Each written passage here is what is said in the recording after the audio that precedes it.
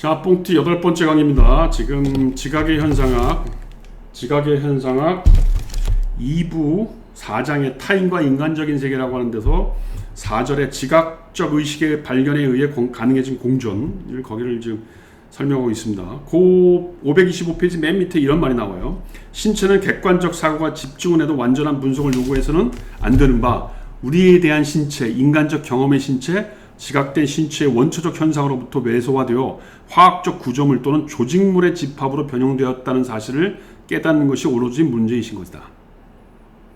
그러니까 여태까지 우리 신체에 대한 이 설명이 혹은 인식이 철학적 사고가 화학적 구조물, 조직물 이렇게만 생각했다는 거예요. 그렇게 신체를 이해해서는 안 된다는 겁니다. 어떻게? 의식에 관한 한 읽겠습니다. 526페이지입니다. 세 번째 줄. 의식에 관한 한 우리는 의식을 더 이상 구성하는 의식 혹은 순수 대상자 존재로서가 아니라, 그렇죠. 구성하는 의식, 순수 대상자 이런 게 이제 무슨 후설에 의하면 노에마, 노에시스 이런 거죠. 노에마라는 게 어떤 대상이고 노에시스라는 건 구성하는 거 이런 거죠. 그런 게 아니라는 거예요. 지각적 의식으로서 혹은 행동의 주체로서 세계의 존재, 이게 이제 하이데거적인 거죠. 지각적 의식, 행동의 주체, 세계의 존재, 세계에 던져준 존재, 이거 하이데거적인 용어입니다. 그렇게 봐야 된다는 거예요. 또는 실존으로 인식해야 한다. 왜냐하면 읽겠습니다. 계속 이렇게 해서만 타인은 자신의 현상적 신체의 정점에 나타날 수 있을 것이고 일종의 국소성을 받을 수 있을 것이기 때문이다. 이러한 조건들에서는 객관적인 사고의 이율 배반들은 사라질 것이다. 현상학적 반성을 통하여 나는 시각을 데카르트의 말에 따라 보는 사고로서가 아니라 가시적 세계를 파악하는 시선으로 발견하는데, 이것이 나에 대하여 타인의 시선이 있을 수 있는 이유이고 나의 실존이 나의 신체인 인식하는 장치에 의해 운반되듯이 사람들이 얼굴이라 부르는 표현적 도구가 실존을 운반할 수 있는 이유다. 아유, 어렵다. 여기 지금 현상학적 반성을 통해서 보는 사고가 아니라 보는 사고, 그러니까 보는 사고로서가 아니라 가시적 세계를 파악하는 시점. 이게 어떻게 보면 데카르트가 이렇게 나는 내 안에서 이렇게 보는 거라고 한다면, 가시적 세계를 파악하는 시점이라는 건 뭐예요? 나만 보는 게 아니고 다른 사람의 관점에서 나를 보고 내가 또 다른 사람을 보고 하는 그런 대결을 얘기하는 것이고, 그다음 타인의 시선이 있다는 말은, 이 타인의 시선이라는 말은 이게 사르트적인 냄새가 나는데, 왜 그 존재 원무에서 보면 열쇠구멍으로 내가 이렇게 방을 보고 있을 때 옆에서 누가 나를 바라보는 걸 보면서 내가 저 사람이 나를 보고 있네 라고 하는 그 시선, 타인의 시선, 그 얘기죠. 그 다음에 뭐예요?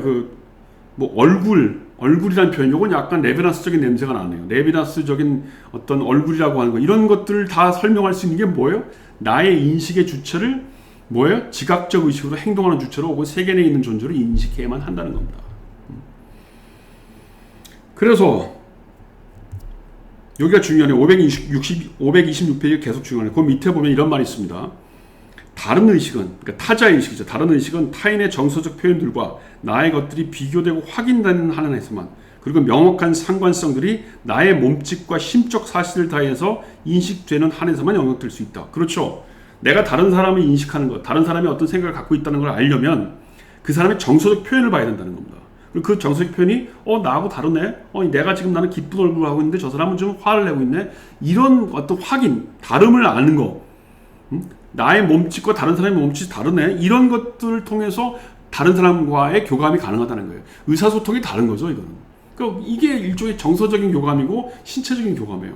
다시 한번 반복하자면 하브마스류의 혹은 칸트류의 소통이라는 건 대단히 이성적이고 합리적인 어떤 코스트 베네핏 같은 느낌을 갖는다면, 레비나스는 정말 신적인 요소 같은 게이시 같은 거라면, 이건 타자와의 관계를 직접적으로 어떻게 해요? 몸짓으로 알아야 된다는 겁니다.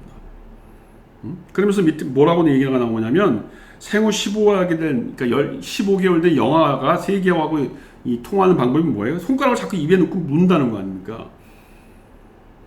그래서 자기의 얼굴 여기 보면 영화는 결코 거울 속의 자기 얼굴을 본 적이 없고 영화의 치아는 나의 것과 유사하지 않다.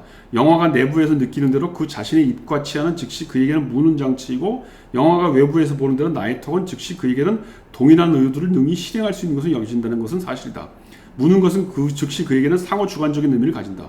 그는 자신들의 의도들은 자신의 신체에서 지각하고 자신의 신체로 나의 신체를 지각하며 이로써 나의 의도를 그의 신체에 지각한다. 어린아이의 얘기를 하는 거예요. 그러니까 아주 원초적인 어린아이들의 얘기를 보면 인간의 원초적인 의사소통이 신체로 이루어진다는 걸 보여준다는 겁니다.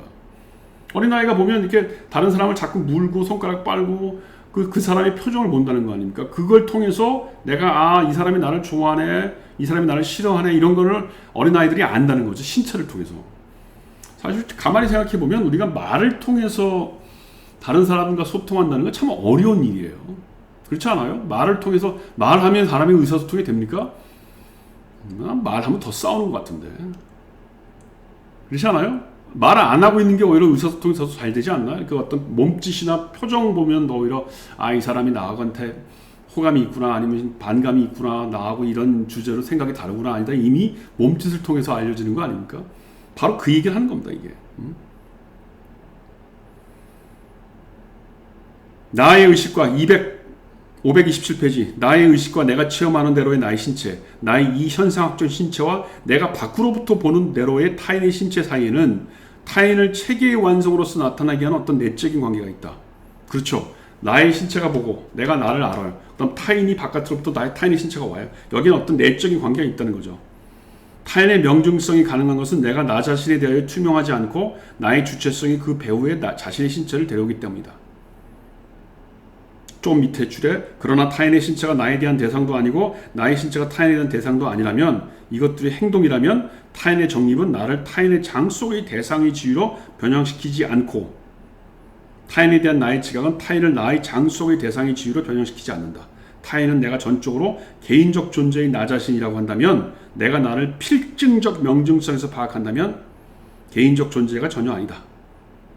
타인과 개인의 나의 관계라고 하는 건 인디비주얼한 차원이 이미 아니라는 거죠. 서로 공존하고 있다는 겁니다.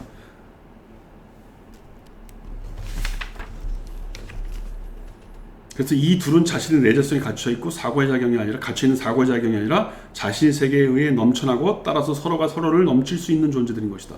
그렇죠. 타자와 내가 이렇게 마주하고 있는 몸짓이라는 건. 그러나 우리는 개인적 지각에서 우리의 조망적 봄들을 상호 분리해서 실현하지 않는다는 것을 배웠다. 우리는 그것이 서로에게 스며들고 마침내 사물에서 거두어진다는 것을 안다. 마찬가지로 우리는 하나의 동일한 세계에서 의식들이 서로 의사소통하는 것을 발견하는 것을 배워야 한다. 사실상 타인은 세계에 대한 나의 조망이 갇혀 있지 않다. 왜냐하면 그 조망 자체는 일정한 한계를 가지지 않고 자발적으로 타인의 조망에 스며들며, 이것이 우리 모두가 지각적 익명적 주체로서 참여하는 유일한 세계에서 하나로 모아지기 때문이다. 그러니까 이게 뭐야? 이게 바로 이제 타인과의 같은 윤리적인 문제도. 내가 다른 사람과의 관계에서 내 방식대로만 보는 게 아니고, 타인도 나를 나 방식대로만 보는 게 아니고, 어떻게 돼요? 동일한 세계에서 의사소통을 한다. 그러면서 그것이 뭐야? 일정한 한계를 가지지 않고요. 그렇게 나오죠? 나의 조망에 갇혀 있지 않고, 일정한 한계의지를 갖추지 않고, 다른 사람과의, 타인과의 조망 관계에서 서로가 세계가 확장되어 간다는 겁니다. 상당히 중요한 일. 이게 바로 이제 육체를 통한 타인의 어떤 윤리죠. 윤리. 새로운 윤리죠. 그래서 바로 보면 어떻게 되는 겁니까?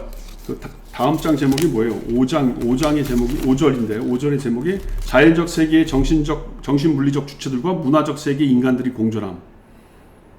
5절의 주제이 그거예요. 그래서 보면 이제부터 나의 신체의 부분들이 다 같이 세계를 형성하듯 타인의 신체와 나의 신체는 하나의 전체이고 하나의 현상의 안팎이며, 나의 신체가 완전한 흔적이 되는 익명적 존재가 이제부터 그 두 신체에서 동시에 거주한다.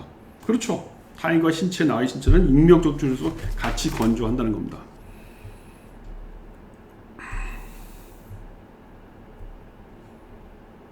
왜냐하면 530페이지, 왜냐하면 신체 도식은 자신이 행하는 것을 보는 것과 행하는 것과의 직접적인 일치를 보증하기 때문이고, 이로써 도구들은 규정된 조작 대상으로서 밝혀지며 타인은 인간적 행동의 중심으로 밝혀지기 때문이다.